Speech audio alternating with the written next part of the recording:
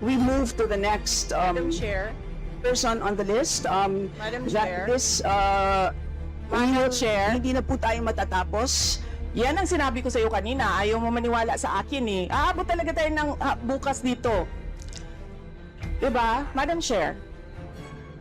Is this an inquiry regarding...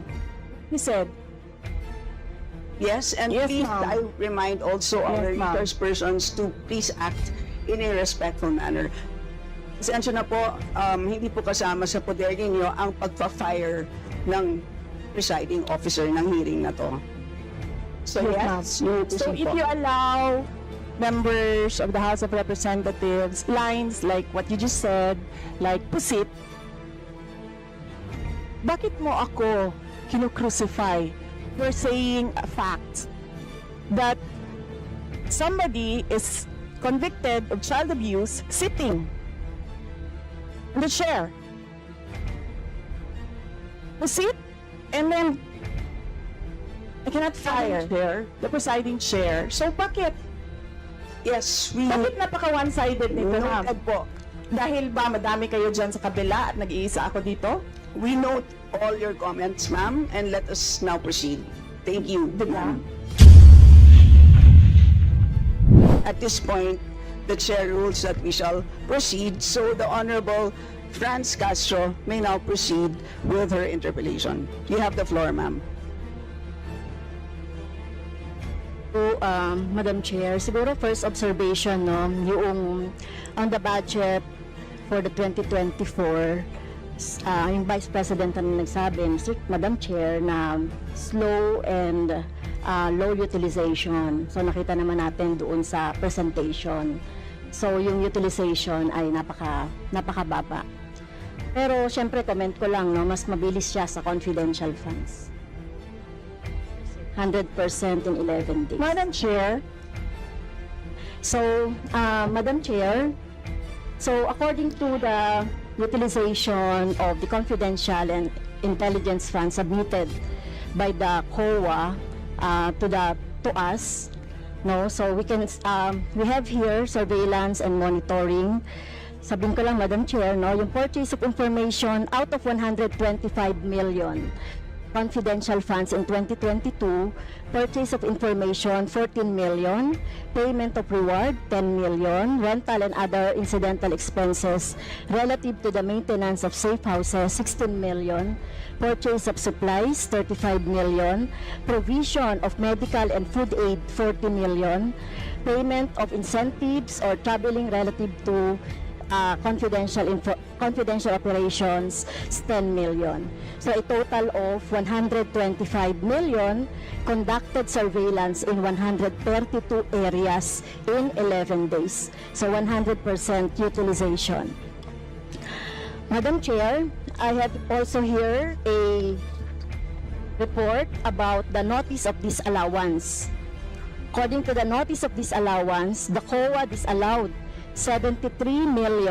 73,287,000 out of 125 million confidential funds used by the OVP in 2022. So this is 58.63% of the 125 million. So can you confirm, the Vice President? Madam Vice President.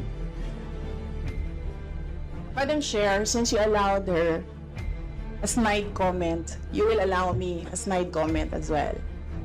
So my question Diba? is, Madam, can you yes. confirm? Yes. Yeah, okay. Diba?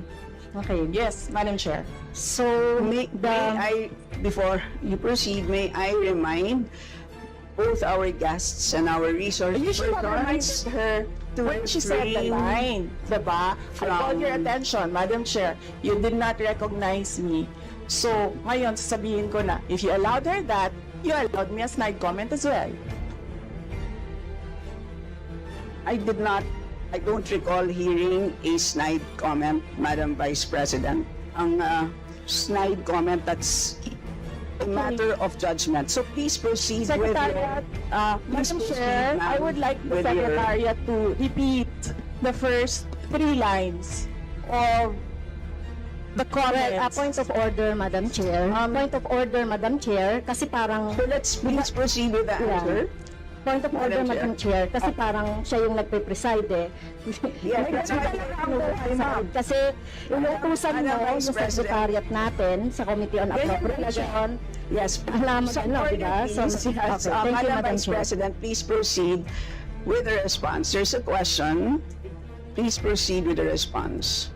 Madam Chair, I do not understand bakit a person convicted of child abuse is still sitting in a seat.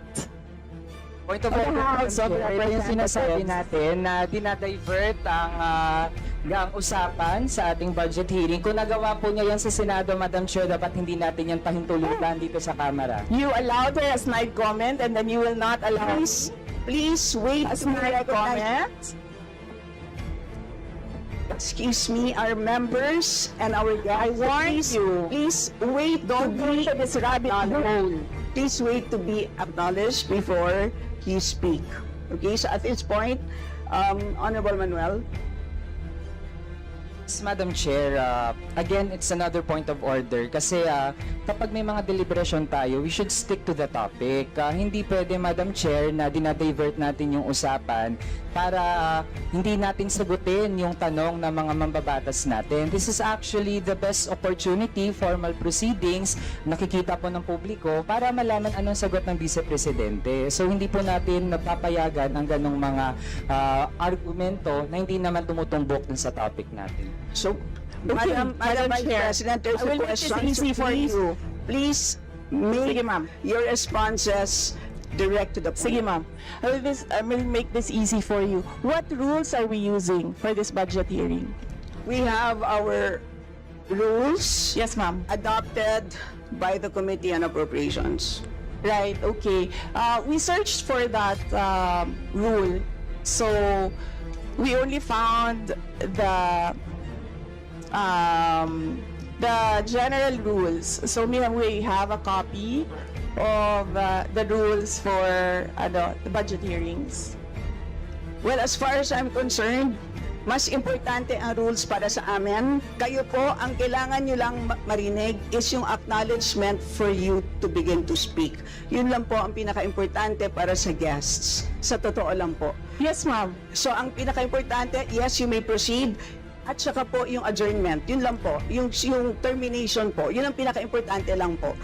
For the rules, yun ang ay importante para sa members. But we may provide the copy to you. Yes, So ma'am. please proceed and answer the May we question. request a copy? Yes, yes, absolutely. But Yes. please, there is a question.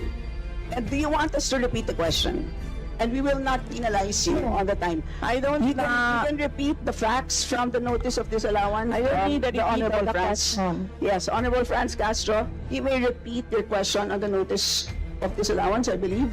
Yeah, tama, Madam Chair. So according to COA, the notice of disallowance is amounted to 73,287,000 out of 125. At ito po, Madam Chair, yung mga breakdown ng mga disallowed na mga na mga purchases. So reward payment of 10 million, payment of rewards, various goods, 34.857 million, payment of rewards, medicines, 24.93 million, tables, chairs, desks, computer and printers, 3.5 million. So, ang question, Madam Chair, so yung letter A, B, and C, so nakita naman natin nandoon yung sa joint circular. How about yung ito, no? How about yung mga tables, chairs, desktop, computer na umabot po ito sa 3.5 million. So, pwede bang maipaliwanag kung bakit ito pinurchase, Madam Chair? Madam Vice President. Madam Chair, I still request for the rules of the budget hearings. Okay, Vice President. gusto mo sagutin ko, ma'am. Yes, Madam. This is a hearing of the budget of 2025. Nasaan dito ang confidential funds? Yung tanong niya, Madam confidential Chair. funds. Nasaan dito? Honorable Madam friends, Chair, you may ito yung continuing, ano ko pa to, no? Continuing questions pa natin noong 2024, during the last budgets. Hindi na ipaliwanag itong 125 million na alam naman natin na wala ito sa budget ng 2022. So, ito, Madam Chair, sa rule naman natin, lahat dito tinatanong no? So, according to the budget, whether it is in the past, kasi nakikita natin yung utilization noong mga budget, kahit na yung past years, ay pwede nating busisiin dito, Madam Chair. Tama ba ako, Madam Chair? I will agree with you, the Honorable Franz Castro. You may proceed, Yes, Madam ma'am. Vice President. Yun yung sagot ko, ma'am. Nasaan ang topic natin dito at ang pinasubmit ninyo sa amin is the budget proposal of 2025. Where in the budget proposal of 2025 is the item confidential funds. In aid of legislation nga ninyo, nakalagay nga doon sa rules ninyo, diba? The discussion should be germane to the topic. The topic is the 2025 budget proposal. Now tell me, Madam Where Vice President, the Honorable Franz Confidential Castro has already provided a sufficient explanation for why she asked the question. So please proceed with your answer. Madam Chair, It's a very why are we simple discussing the budget of 2023 and 2024? Honorable Franz Castro. So, kung ayaw niya sagutin, Madam Chair, so let me go through na lang with my question kasi related naman ito. Remember, Madam Chair, pinestyon natin ito noong last year at yung 125 million na ito ay hindi ito maipaliwanag, no? Dahil nga confidential no? Nagtago sa word na confidential. At ngayon, kailangan nating maipaliwanag at it is in the interest of the people. Yung 125 million na ito, Madam Chair, kaya kailangan ito na mabusisi at kailangan ito maipaliwanag ng OVP. Kaya hindi tayo pwedeng questionin ng mga rules, questionin ng mga topic, etc. Dahil related din naman talaga ito sa budget, Madam Chair. Madam Chair, Yes, you may proceed. I request that the chairperson of the Finance Committee preside over this hearing.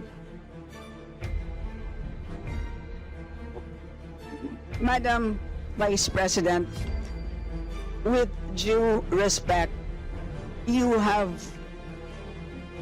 are not allowed to do that, Madam Vice President. You are not allowed to introduce any motion. You are a research person this Not- hearing, Madam President, I Vice not President. moved, ma'am. I requested as same vein. your research person, I requested So that the your request chairperson is of the denied, committee. Madam Vice President. Just please answer the question. The issue on confidential funds falls squarely within our discussion of your 2025 budget. Narinig mo yung sinabi niya, ma'am? Narinig mo yung please proceed. makikinig ka sa kanya kanina? Absolutely. Walang rules dito. Please proceed and answer the question. It's a very simple question. Di ba? Please explain the specific spending on those items that she enumerated, amounting to a total of, Honorable Franz, do you want to Amounting repeat to a it? total of 73.287 million. So, dahil may notice of disallowance, so ibig sabihin, Madam Chair, illegal ito at not in accordance with the joint circular by the COA, BBM, and other related agencies. So, kung ito ay dinisallow, so ibig sabihin, illegal yung paggamit nito. Madam Chair, nitong mga items na binanggit ko po, Madam Madam Chair. Chair, Madam Vice President. you cannot allow a member of the House to just claim that it is illegal.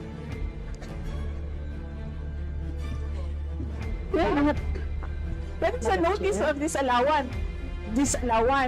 That is a procedure inside the Commission on Audit. Hindi sa upuan niya.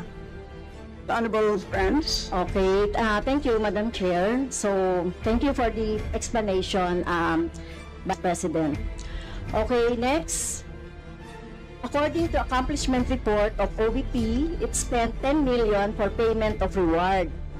So, Madam Chair, in 11 days, ilang tao kaya at magkano kada tao ang reward?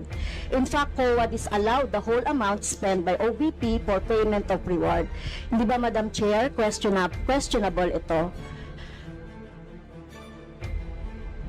Madam Chair, the invitation letter that we received from the House of Representatives. Dear Vice President Duterte, the House Committee on Appropriations will hold briefings, hearings on the budget proposals of various departments, agencies, and corporations relative to the fiscal year 2025 National Expenditure Program as the basis of the fiscal year 2025 General Appropriations Bill. Nasaan?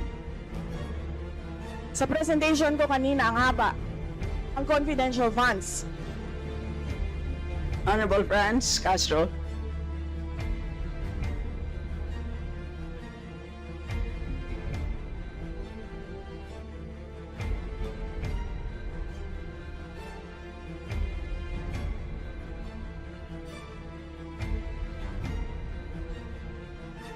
Can we request our technical people to fix the mic?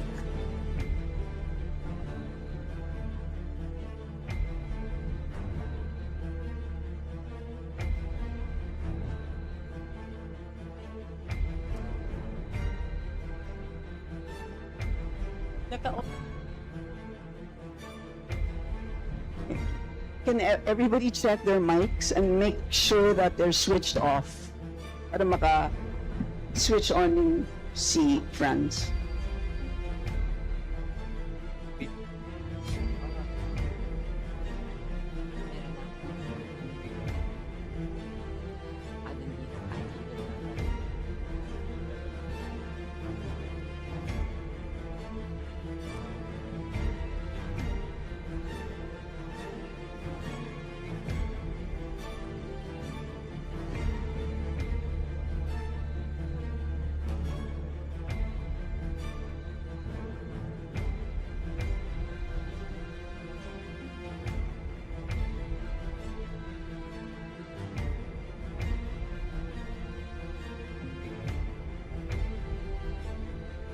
Madam Chair, point of order lang ulit, Madam Chair.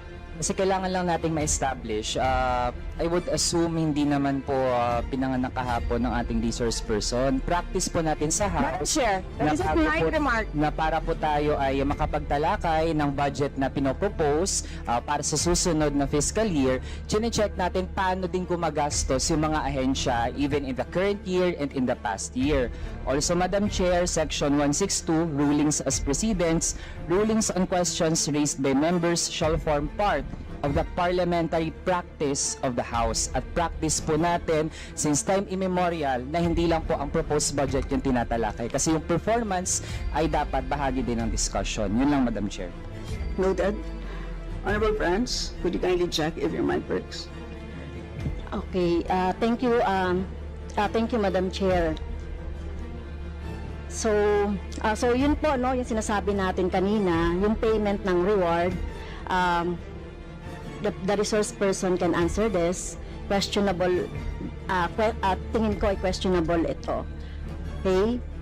So, next, according to the accomplishment report, isa sa pinaggamitan ng OVP ng confidential funds ay yung provision of medical and food aid. This is not allowed under the Joint Circular number 2015-01 dahil kailan pa naging confidential fund ang pagbibigay ng ayuda. Or kung ito naman ay ginamit sa mga ginamit na tao or informant in 11 days. So paano kaya ginamit itong 40 million na ito, no, para sa medical and food aid in 11 days, Madam Chair? So yun yung tanong ko. Kung dito ginamit doon sa mga aids, medical aid or food aid, Pero paano kaya, Madam Chair, ginamit itong 40 million na ito as a medical and food aid ng ilang tao in 11 days? So, yun po yung tanong natin, Madam Chair. Madam Vice President. Madam Chair, the subject of this hearing is the OVP 2025 budget proposal. We do not have an item of confidential funds in the OVP budget proposal. Honorable Branch. So, may I continue, Madam Chair? Isa sa bumubukol na confidential fund ng OBP noong 2022 ay nasabi ko na, Madam Chair, yung medical and food aid at saka yung mga purchase of supplies. According to the accomplishment report, the OBP spent 14 million for medical and food aid in 11 days. So, ang ibig sabihin nito, Madam Chair, konting math, tumapatak na 3.64 million kada araw ang gastos para sa food and medical aid. So hindi natin maintindihan, Madam Chair, paano ito ginastos in 11 days. Is 3.64 million kada araw dito sa item na ito. Madam Vice Do you want to President. comment? Madam Vice President. I did not call you, ma'am. It was Representative Arroyo who called you. The chair would like to remind both the resource persons and the members to please wait to be acknowledged before you speak. Yes, ma'am. So, Tinawag you mo mean, ako. yes, For what? to respond. So any comment, Madam Chair, dun sa sinabi natin based dun sa accomplishment report? So kung gagamitan natin ng konting math, 3.64 million kada araw ang gastos para sa medical and food for 11 days. For how many people ba ito? Madam Chair, the topic and the invitation of the House of Representatives to the Office of the Vice President for this hearing is the 2025 budget proposal. There is no confidential funds in the 2025 budget proposal. For the information of the body, the letter that we sent, our Madam Vice President, reads as follows.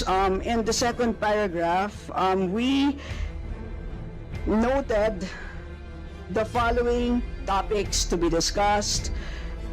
Item number 3 is comparative budget allocation and utilization rate from fiscal year 2019 to 2023. That's item number 3. So I can provide you copies of the letter. So clearly, confidential funds spent in 2022 falls squarely within that. So yes, Honorable Francie, may proceed.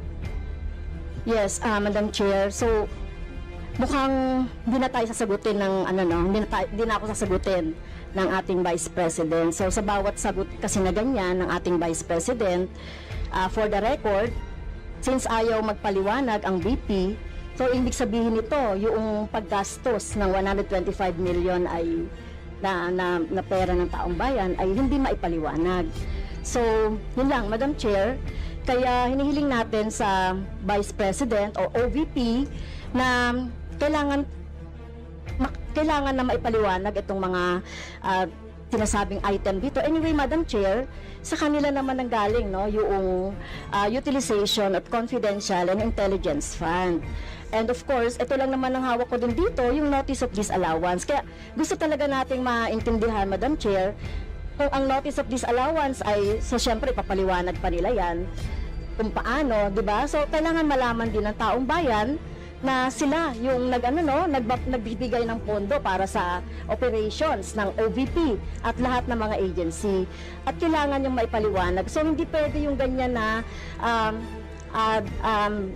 yung tactics na ganyan na parang parang sorry for the pusit, na kapag nasusukol na ang pusit ay nagaano ng maitim na tinta. So ayaw natin ng ganun, Madam Chair, kasi yung atin namang pinag-uusapan dito ay budget, no? So wag naman mag-ugaling pusit ang Office of the Vice President. Madam Chair, may I point of information only, Madam Chair? May I? Madam Chair, No, sorry, wait, before you, I'd like to, before we proceed to the next person on the list, I believe that our former President, Gloria Macapagal-Arroyo, would like to interject. Observation made in relation to the point of order, because in the beginning it was settled that the issue would be the 2025 budget, and in all our hearings, to what I recall, when we want to question something about performance, we question the 2024 budget, not the 2023 budget.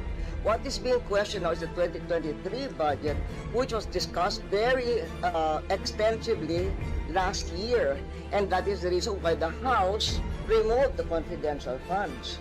So that issue has already been, to my mind, for purposes of the budget hearing, laid to rest. So that's my observation, Madam Chair.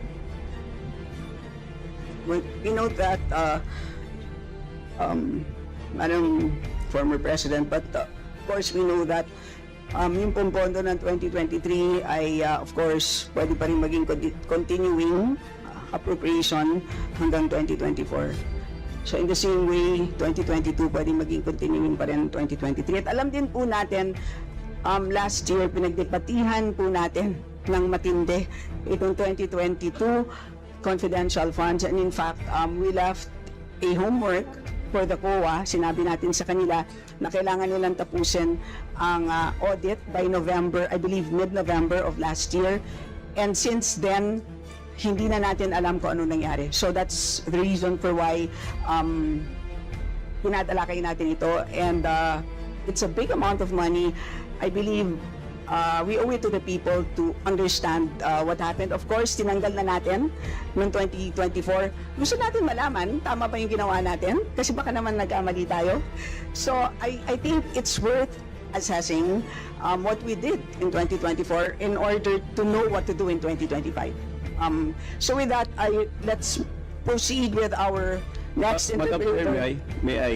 Is this just a point of order? Not a point of order, but We will I'm only, just you may wish want to to be a be, rejoinder of what you may our wish to be, unless it's a point of order, you may wish to be listed. I can put you here, sir. parliamentary inquiry, Madam Chair. Yes, you may. Parliamentary inquiry. May I ask if the resource person is required to answer a question that is related to a commission on audit notice of disallowance, when she already said she's not going to answer. Also, the notice of disallowance is addressed to the Office of the Vice President. And just to make it clear, a notice of disallowance is not a judgment. It is a request, it is an order from the Commission on Audit for the particular office to explain what are the particulars. At saka hindi na yan legislation side, that is already on the accountability side in the budget cycle. So, my parliamentary inquiry, Madam Chair, is that nagsabi na nga siya na hindi siya sasagot, and it is related to the COA notice of disallowance. And just to add, sinabi na rin ni former President, it was thoroughly discussed in the previous year. In fact, tinanggal sa budget ng 2024 yung confidential fund. And we know that there's a pending case on that also. To discuss that further might somehow prejudice or be biased whatsoever. So, yun lang po, Madam Chair. Alright, salamat. On your inquiry, the only requirement is to provide a direct response on the question. Meaning to say, a response that is directly related to the question. Meaning to say, kung may question at ayaw niyo pong sagutin niyo ng diretsahan na hindi po ako sasagot dun sa tanong. Ang problema po kasi, ang response ay naging hindi related dun sa tanong. Halimbawa, may tanong, ang sagot ay paglalarawan doon sa nagtanong. So hindi naman yon, klaro na hindi yon directly related dun sa tanong. Kaya, yun po, I think it's a reasonable ask. If there's a question, you may or may not answer. You're not compelled. But you just please say, I do not wish to answer. That's it. At least we know it's a direct response. And with that, we move to the next Madam Chair. person on the list. Madam Chair. Madam Chair. Hindi na po tayo matatapos. Yan ang sinabi ko sa iyo kanina. Ayaw mo maniwala sa akin eh. Aabot talaga tayo ng bukas dito. Diba? Madam Chair. Is this an inquiry regarding... He said, Yes, and Yes, please, ma'am. I remind also our Yes, ma'am. resource persons to please act in a respectful manner. Pasensya na po, hindi po kasama sa poder ninyo ang pagpa-fire ng presiding officer ng hearing na to. So yes, you need to so proceed if po. you allow members of the House of Representatives lines like what you just said, like pusit, bakit mo ako kinu-crucify for saying a fact that somebody is convicted of child abuse sitting in the chair? Pusit, and then I cannot fire there, the presiding chair. So bakit? Yes, we Bakit napaka one-sided nito, ma'am? noted po. Dahil ba madami kayo dyan sa kabila at nag-iisa ako dito? We note all your comments, ma'am, and let us now proceed. Thank you, ma'am. Thank you, ma'am. Madam Chair, point of order. Yes, the Honorable Benny Abante. I just came in and I hear this. We're not talking about the budget, we're accusing each other here. I'd like to find out from the resource speaker if this is the kind of hearing that we're going to have. Sir, I am not the presiding officer of this hearing. I know, Yes, sir. but the thing is, you're asking questions, Madam Chair. The resource Madam? speaker does not have any right to ask questions. Or do you have? Where is that Madam Vice in your President, rules that Madam a Vice resource President, person this is cannot a budget hearing. request for Please, clarification? Some order, please. Some order, please. Yes, Honorable Benny Abante, you may proceed. I'm just asking a question to our resource speaker, you know, because she's asking a question and she's accusing some of the members of this committee. I just would like to find out if we are the ones that have the right to ask questions and her right is to answer the questions of the committee. Okay, so we Yun lang po sa akin yung point of order, Madam Chair. Yes. You understand me, Yes. Madam Vice President, am I right? No, sir. I'm gonna ask the so chair to ask you to clarify what are my Yeah, accusations. please wait to be recognized, ma'am. Pasensya na po. So again, I'd like to remind our resource persons that you are here, you're invited to answer, to present, and you've done that. Thank you very much. And at this point in time, you're here to respond to the questions of our members, and we request you to please respond in a direct way. So, with that, I'd like to recognize from the majority the Honorable Milagros Aquino Magsaysay.